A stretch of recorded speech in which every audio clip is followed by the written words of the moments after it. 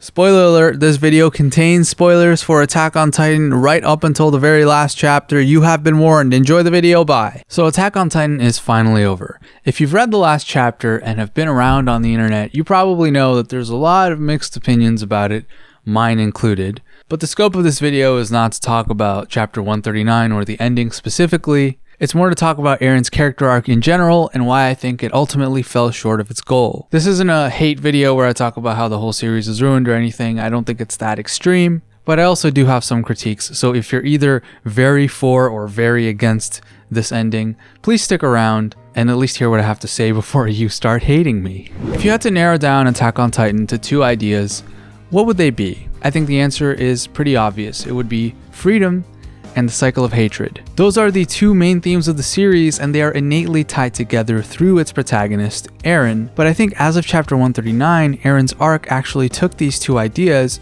and put them into direct conflict rather than resolving them. But before we get into that, let's establish what happened before and why Eren was so compelling to begin with. I think it's safe to say that the post-time skip section of the story is where Eren really came alive as a character.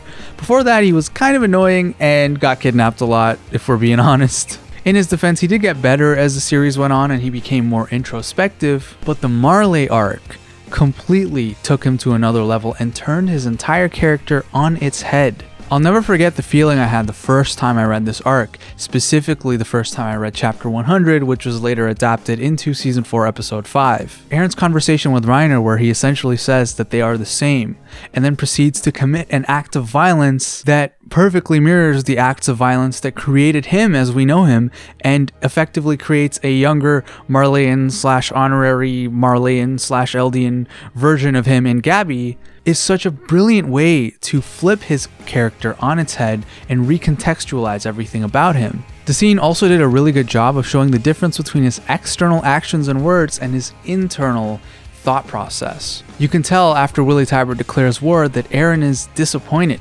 He wishes he didn't have to do this, and even though he knew it was inevitable, part of him was holding out hope that Willy wouldn't go through with it. And after that thin veneer of hope is crushed, he resigns himself to what he has to do and goes through with the attack. It's a fascinating turn of events, but it's fascinating with the promise of further development that will show how Eren got to this point. And after this whole raid, we get to the final arc, and this is where things get kinda dicey. Isayama uses this technique of hiding Eren's internal monologue, keeping him shrouded in mystery as he becomes this cold-hearted, single-minded revolutionary who is driving away everyone who was close to him. At this point, he started to lose me a little bit because Eren, up until the time skip, cared a lot for the people in his life. And he was never this puppet master-esque figure the way he was being portrayed. He was a very simple-minded guy. The gap between the Eren we knew up until the time skip and the Eren we saw in the Marley raid was not only not being filled, it was being widened. It was being shrouded even more with this intentional lack of information about his internal monologue. This all leads to the famous rumbling sequence in the paths with him and Zeke, the part that everyone loves and talks about as peak Attack on Titan. But I actually think this is where his arc falls flat, and I kind of felt this way ever since I read those chapters, but I gave it until the ending to see how it played out.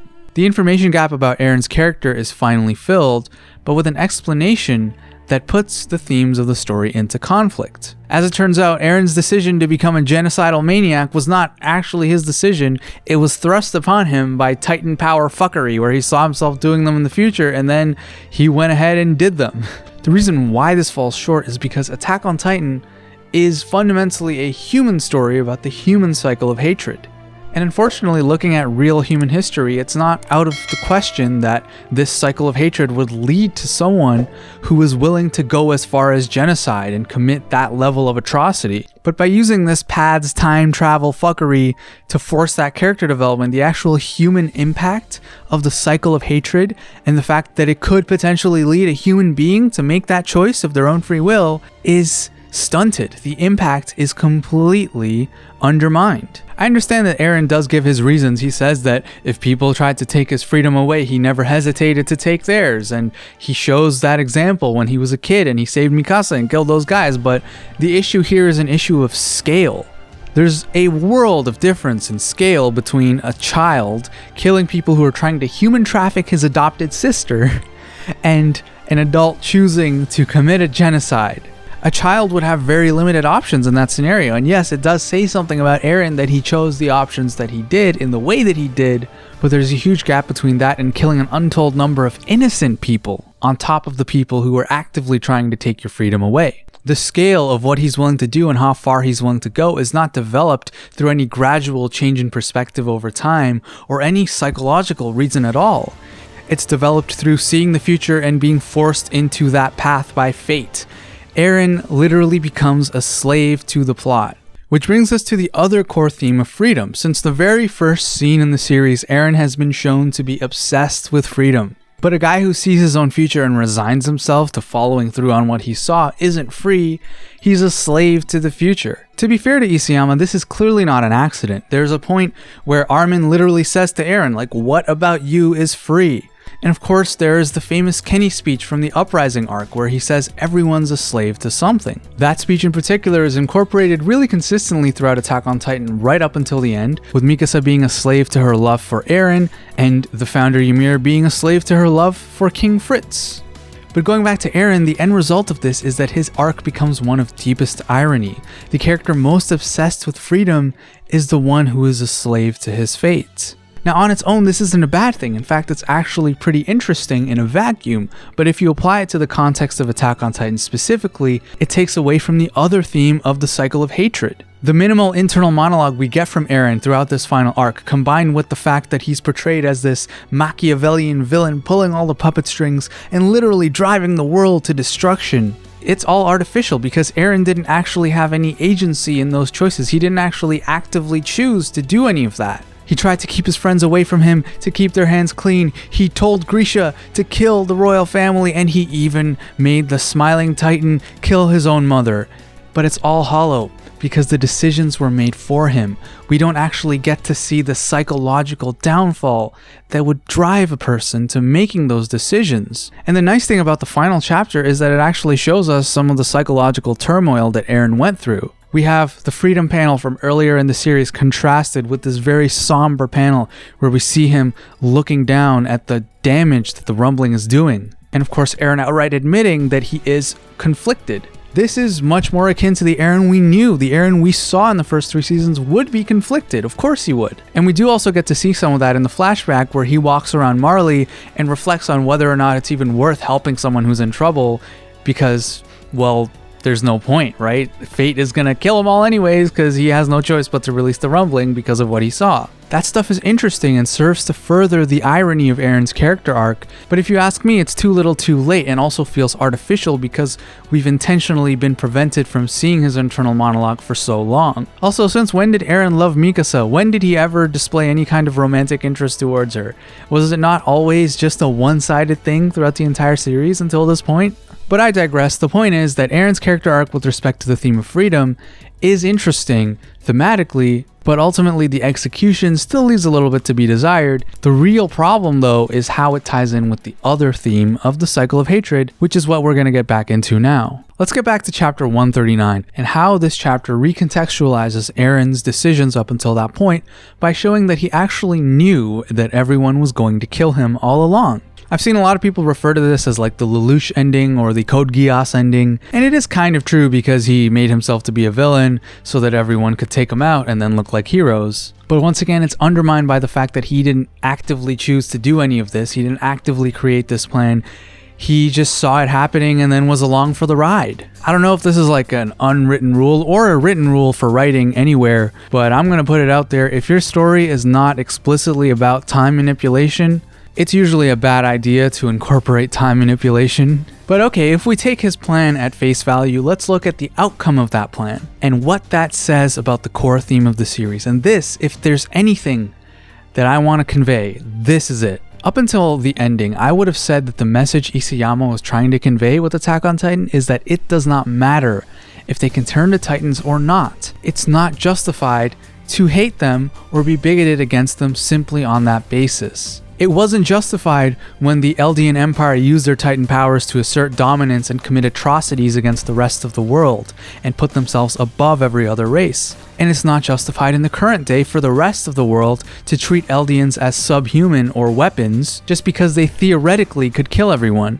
Whether they can turn into Titans or not, they are all just human. They're all just trying to get by. They're all just trying to live their lives. It makes sense that people would be afraid of Titans, of course, but it justifies nothing, and we have to put all that hate behind us. Isayama communicates this through Sasha's dad, who is one of the few unequivocally good characters in the series. And the natural conclusion to that idea is that it requires accepting each other as we are, even if some of us can turn into giant monsters. But this doesn't jive with the actual ending of the series. With the end goal of Eren's plan revealed, it looks like the cycle of hatred can only be ended by removing the characteristic upon which that hatred is based. But that's not actually reconciliation. That's not actually moving past hate. That's just removing the axes of that hate.